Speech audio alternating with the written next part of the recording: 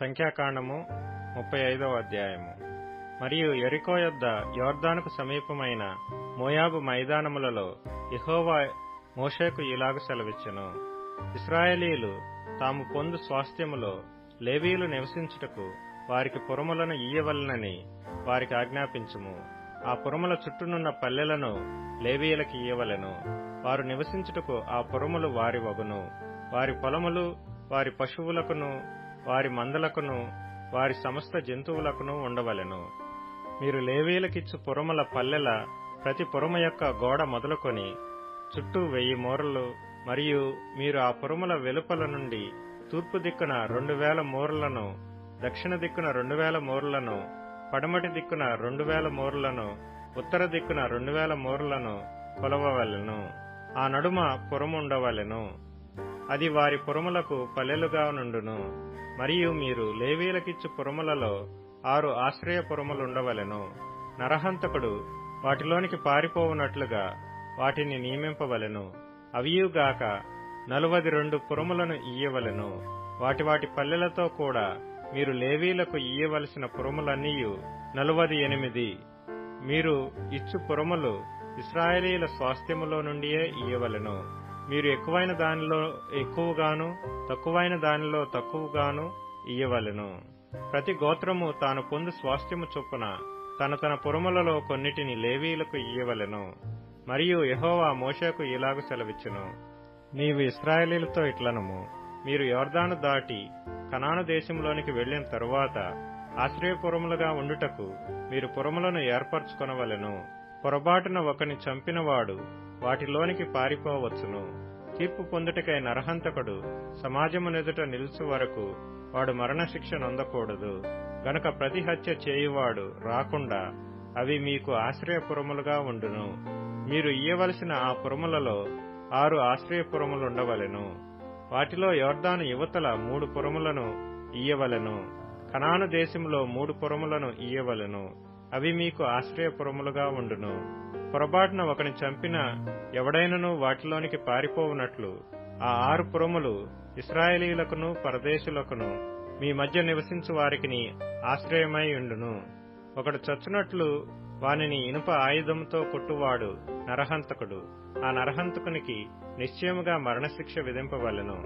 ఒకడు చచ్చునట్లు మరియొకడు రాతితో వాని కొట్టగా దెబ్బతినిన వాడు చనిపోయిన ఎడల కొట్టినవాడు నరహంతకుడగును. ఆ నరహంతకుడు నిశ్చయముగా మరణశిక్ష నందును. మరియు ఒకడు చచ్చునట్లు మరియొకడు చేతికొర్రతో కొట్టగా దెబ్బతినిన వాడు చనిపోయిన ఎడల కొట్టినవాడు నరహంతకుడగును. ఆ నరహంతకుడు నిశ్చయముగా మరణశిక్ష నందును. హత్య విషయములో ప్రతి హత్య చేయువాడు తానే నరహంతకుని చంపవలెను. వాని కనుగొనినప్పుడు వాని చంపవలెను.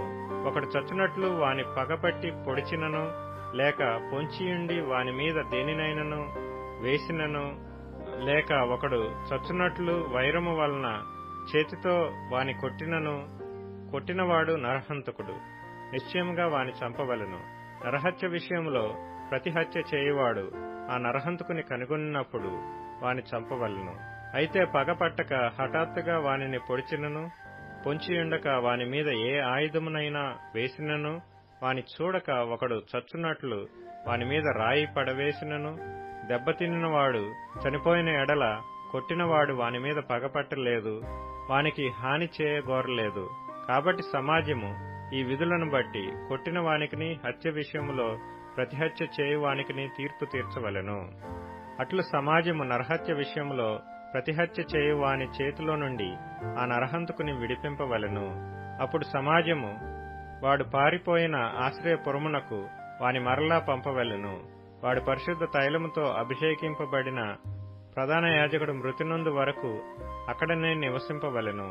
అయితే ఆ నరహంతకుడు ఎప్పుడైనను తాను పారిపోయి చొచ్చిన ఆశ్రయపురము యొక్క సరిహద్దును దాటి వెళ్ళునప్పుడు నరహత్య విషయములో ప్రతిహత్య చేయువాడు ఆశ్రయపురము యొక్క సరిహద్దు వెలుపల వాని కనుగొనిన ఎడల ఆ ప్రతిహంతకుడు ఆ నరహంతకుని చంపినను వాని మీద ప్రాణము తీసిన దోషము ఉండదు.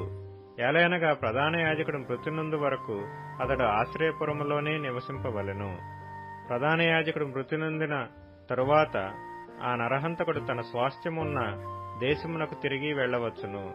ఇవి మీ సమస్త నివాస స్థలములలో మీ తరతరములకు మీకు విధింపబడిన కట్టడ. ఎవడైనను ఒకని చావగొట్టిన ఎడల సాక్షుల నోటి మాట వలన ఆ నరహంతకునికి మరణశిక్ష విధింపవలెను. ఒక సాక్షి మాట మీదనే ఎవనికిని మరణశిక్ష విధింపకూడదు. చావతగిన నరహంతకుని ప్రాణము కొరకు మీరు విమోచన ధనమును అంగీకరింపక నిశ్చయముగా వానికి మరణశిక్ష విధింపవలెను.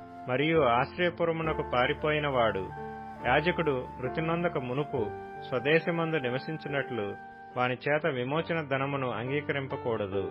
మీ రెండు దేశమును అపవిత్రపరచకూడదు. నరహత్య దేశమును అపవిత్రపరచును గదా. దేశములో చిందిన రక్తము నిమిత్తము చిందించిన వాని రక్తము వలననే ప్రాయశ్చిత్తము కలుగును, గాని మరి దేని వలనను కలుగదు. మీరు నివసించు దేశమును అపవిత్రపరచకూడదు. అందులో నేను మీ మధ్యను నివసించుచున్నాను. నిజముగా యెహోవా అను నేను ఇశ్రాయేలీల మధ్య నివసించుచున్నాను.